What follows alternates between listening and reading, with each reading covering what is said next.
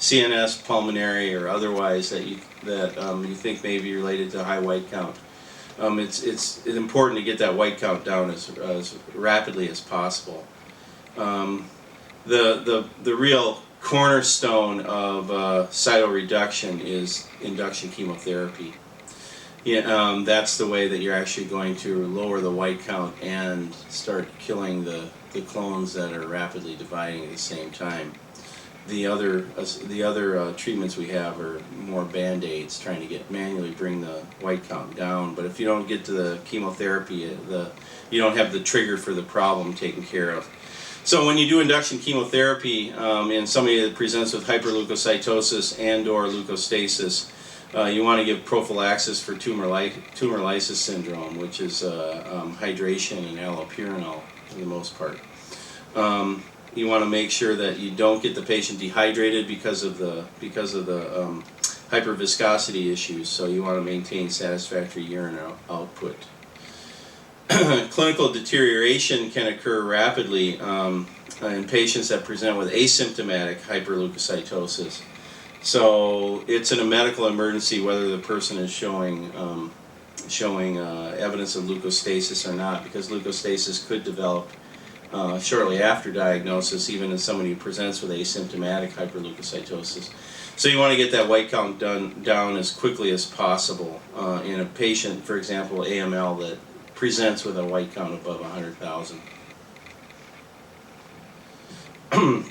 Patients that do have leukemia and they do present with an elevated white count, example AML with a white count over 100,000, 20 to 40% are going to die within the first week of presentation.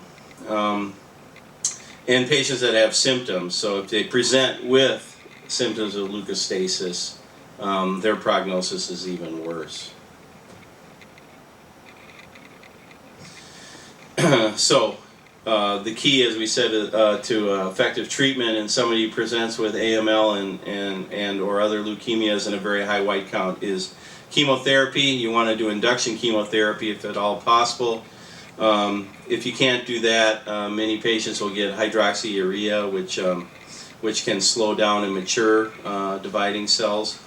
Leukocytophoresis, as you can see, is one of the tools in the toolkit that you get asked to be involved with when some of these patients present. The true indications for leukocytophoresis a little bit debatable. I don't think there's any debate when someone presents with leukostasis, but if they're asymptomatic and they present with leukemia, it's debatable whether you should do leukocytophoresis or just get going with induction chemotherapy as quickly as possible. I think most people would say get the induction chemotherapy going and save the leukocytophoresis for the patients who are symptomatic. As I said, chemotherapy will destroy the leukemic cells in the bone marrow. It's the only treatment that's proven to improve survival. Leukocytophoresis may buy some time. So it's advised that if you have symptomatic or asymptomatic hyperleukocytosis, don't delay induction chemotherapy if at all possible. So you don't want to delay it to give hydroxyurea or do a leukocytophoresis procedure. You need to get induction chemotherapy going as quickly as possible. In patients that are symptomatic, you might start the chemotherapy and do leukocytophoresis, but don't delay it. You want to do acute tumor lysis syndrome prophylaxis with aggressive hydration and allopurinol. There's little evidence that decreasing the white count alone reduces mortality, which is why the chemotherapy is important. And you have to understand that even when we do all of these tricks, that this is a very, very bad diagnosis, and some patients are going to deteriorate clinically no matter what you do, even if you do get the white count down. So when would we use hydroxyurea and or leukocyte reduction via apheresis techniques in somebody that, for example, doesn't have symptoms of leukostasis, and it would be in patients for whatever reason they can't get chemotherapy started immediately, so they want to get that white count down by some other means. And that would be patients with poor venous access, patients that are presenting with renal failures, so that they're not real happy about giving the chemotherapy, or at that time they want to get that turned around. Patients that have severe metabolic disturbances already, so their electrolytes and other measurables in their blood are way off kilter. Or if you have you can't give tumor lysis syndrome prophylaxis, hydration, and allopurinol for some reason, you might want to bring the white cell count down fairly quickly and mature the cells, so you might give hydroxyurea and do a cytoreduction procedure. So, if you have to delay chemotherapy, cytoreduction with hydroxyurea, intravenous hydration, tumor lysis syndrome prophylaxis, if you can do it. If you have symptoms of leukostasis and you can't give induction chemotherapy, you definitely want to do leukocytophoresis in addition to the hydroxyurea. Hydroxyurea is typical use is in patients with asymptomatic hyperleukocytosis, unable to receive immediate induction chemotherapy. The dose is 2 to 4 grams every 12 hours, and that should reduce the white count by 50%. That should be to 80%, not 8-% within 24 to 48 hours. And you continue it until the white count is below 50,000. Side effects of hydroxyurea are minimal. They're typically limited to patients that get prolonged courses of care. Every once in a while you'll see fever or abnormal liver function tests in patients that get hydroxyurea.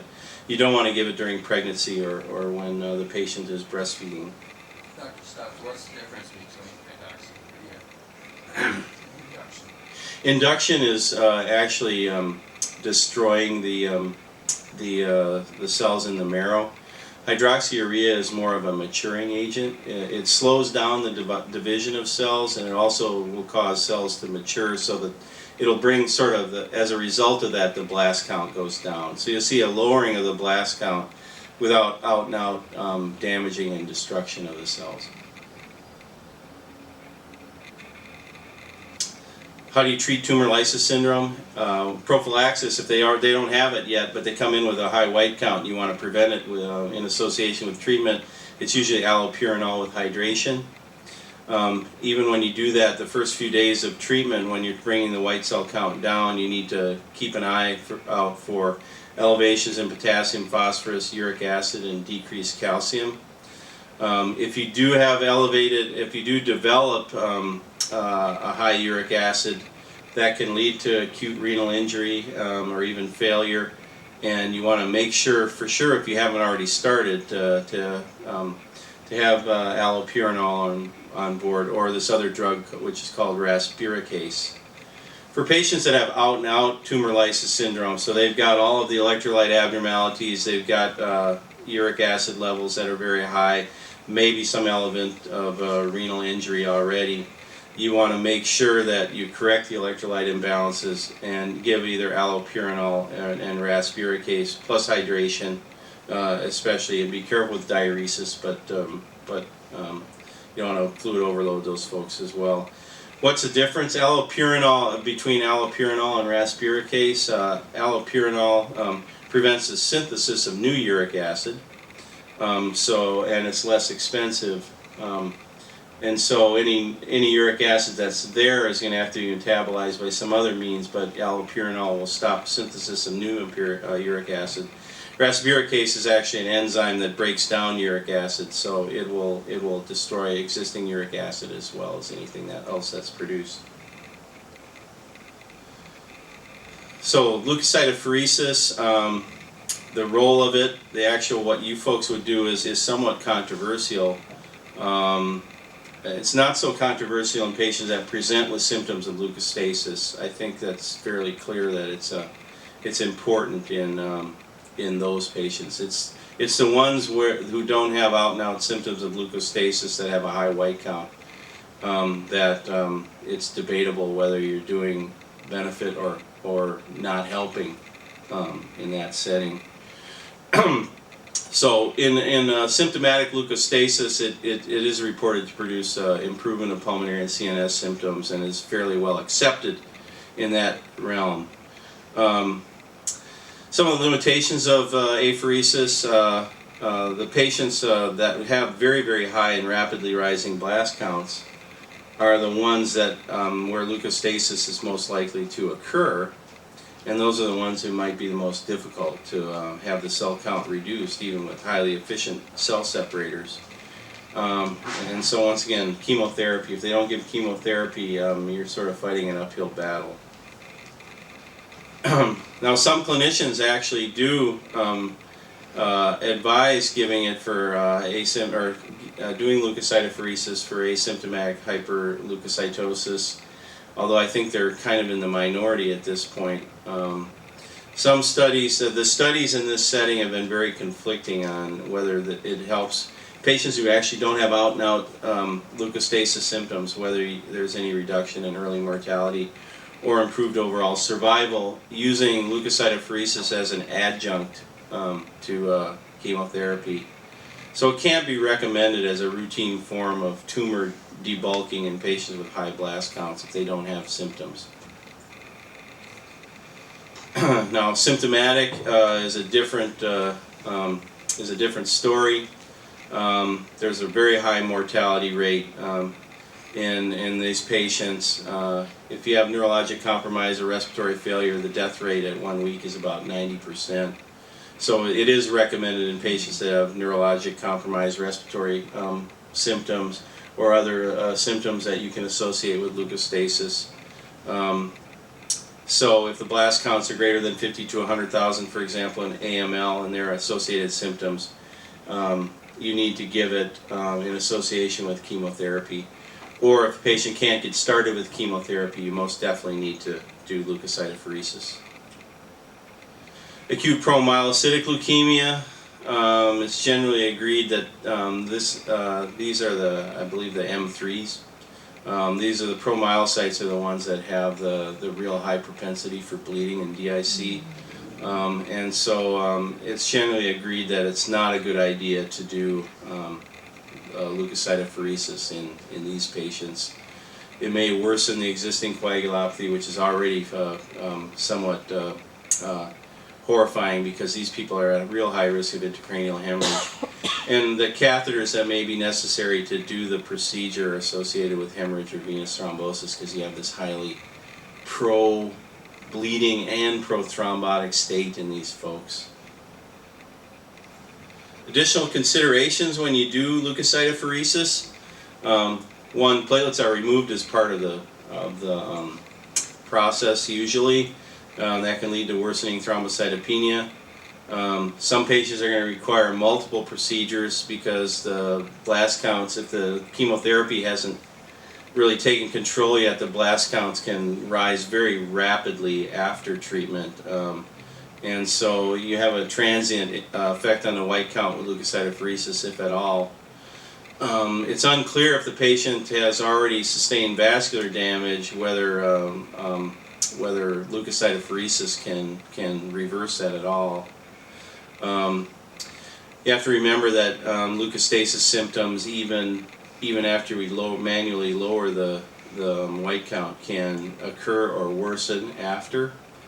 You have to be careful with red cell transfusions, as I talked about.